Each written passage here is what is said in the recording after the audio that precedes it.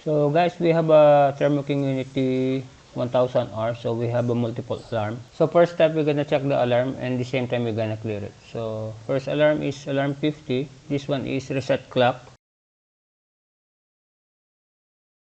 Alarm 25, check alternator, and alarm 48, it means check belts. So we already clear all the alarm code. So if you're gonna see in the monitor, it's already 00. The unit gonna run for a few minutes and stop. Then the same alarm code display in the monitor. We're gonna check the engine side that is located at the top of the river truck.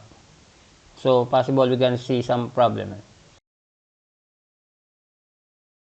So guys, we're already in the top of the refrigerated truck. So I bring a multimeter in case we need it.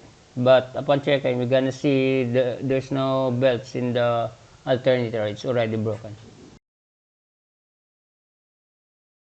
So guys, we're gonna change it with the aftermarket belt because we don't have the original Thermo King belt.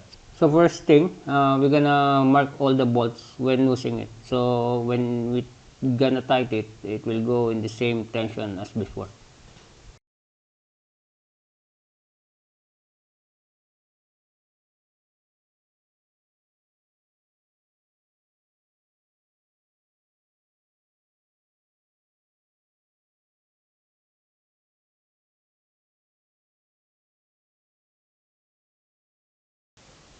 So that's guys, how to change the belt. So it solves all the problem with it. So alarm is not occurring anymore. I hope you enjoyed the video, and please subscribe and follow my page. Thank you.